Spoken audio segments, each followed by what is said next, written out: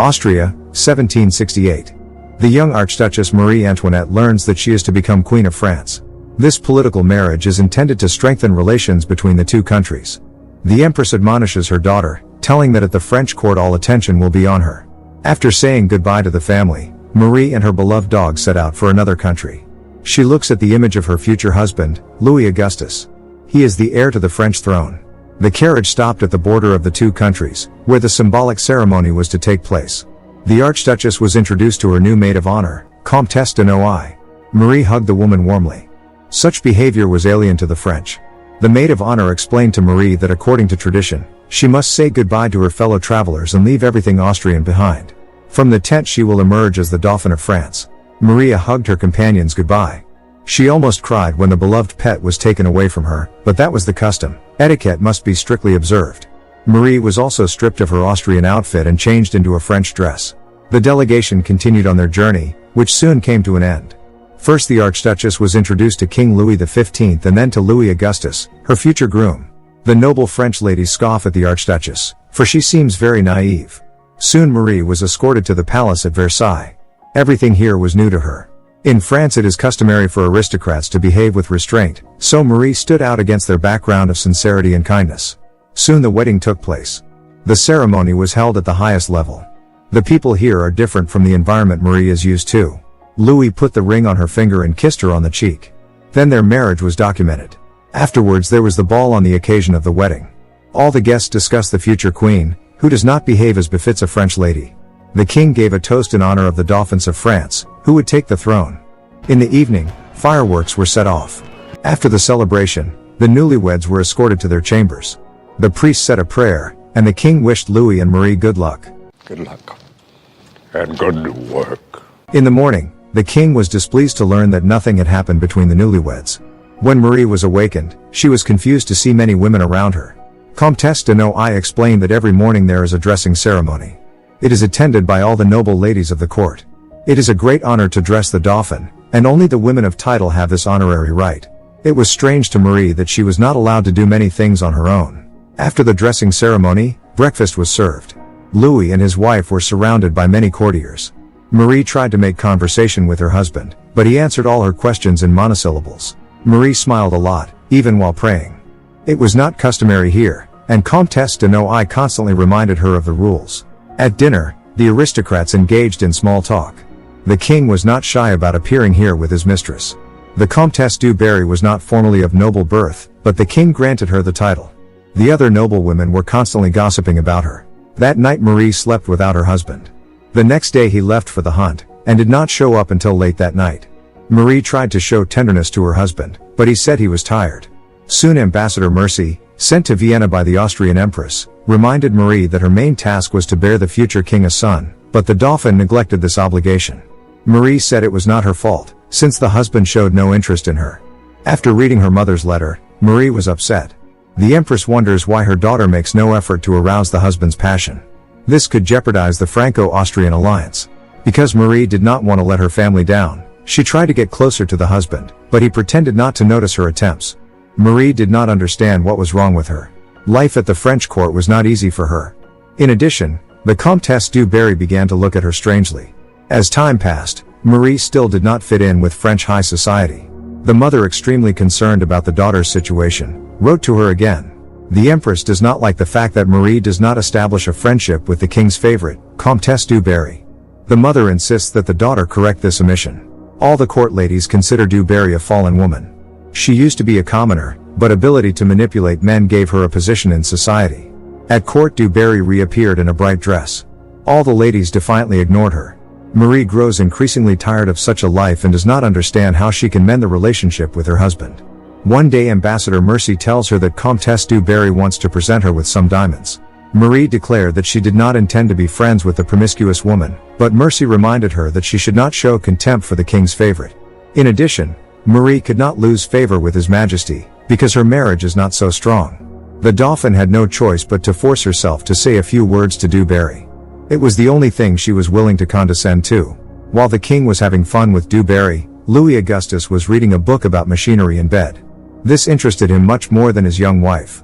One day Mercy informed the Dauphin that, as a result of the civil war in Poland, Russia and Austria had obtained 1/3 of the Polish territories at their disposal. This put them in a quandary, since Poland was a friend and ally of France.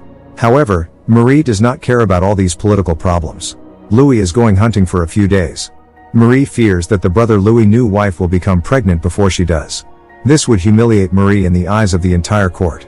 The king told Mercy that he did not intend to break the alliance with Austria, but that he was concerned that his grandson and Marie were not living as husband and wife. His Majesty sent a royal doctor to their chambers to make sure Louis was well.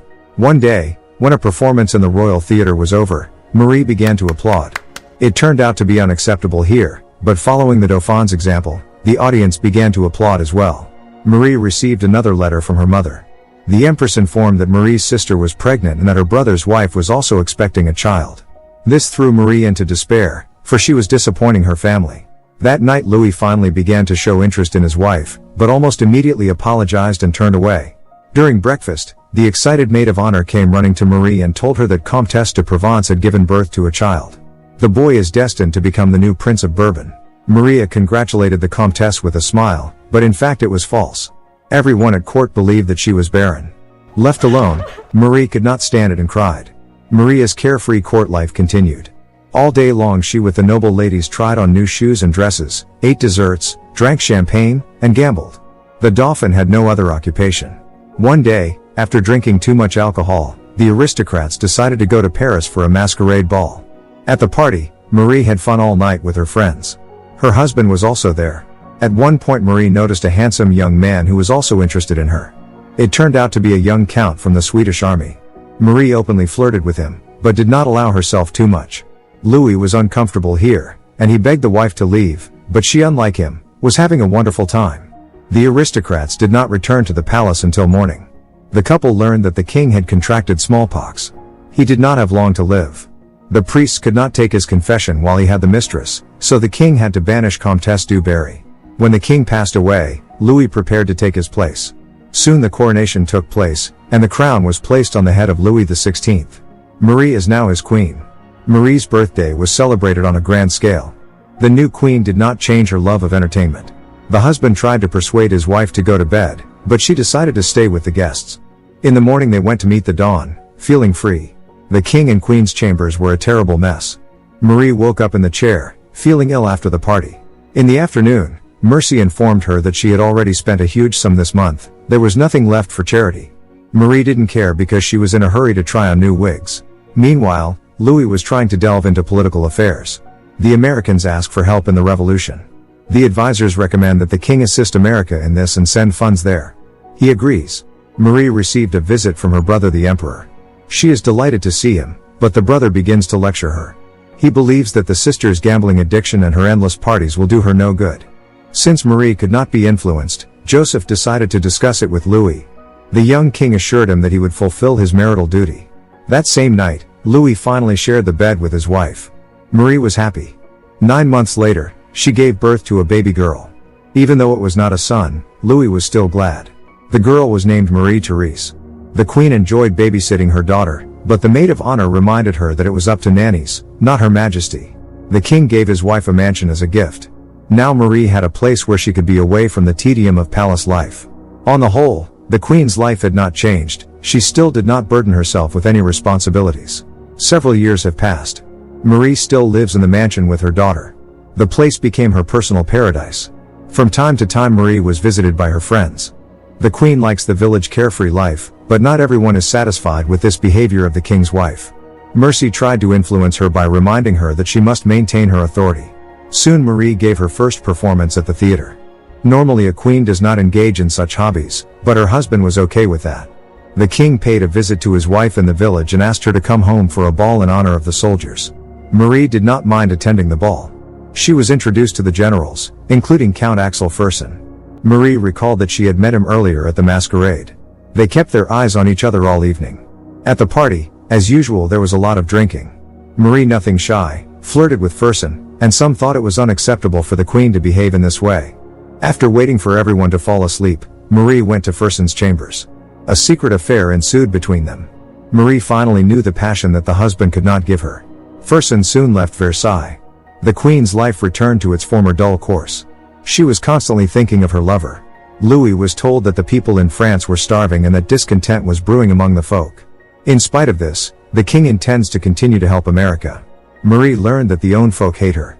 While people starve, she spends a lot of money on dresses and jewelry. But Marie doesn't care deeply about public opinion. One day Marie received terrible news: her mother had passed away. The queen felt devastated. A year later she gave birth to a son, fulfilling the dream of her husband and country. All the court rejoiced over the birth of the heir. However, the French increasingly hate their queen. Now when she applauds in the auditorium, no one imitates her, people look at her with contempt. The king was told that an angry mob had seized the Bastille. Most of the nobles prepared to flee the palace, but the king and queen decided to stay. Marie said goodbye to her ladies-in-waiting, who were her close friends. Ambassador Mercy was also about to leave. When Louis learned that a huge crowd was moving directly toward Versailles, demanding bread from their king, the royal family still did not change their mind. During the night, however, the situation took a turn for the worse. Marie was horrified to see angry people outside the palace. The king and queen were forced to flee with the children. In the final shots we see the ruined chambers of the queen.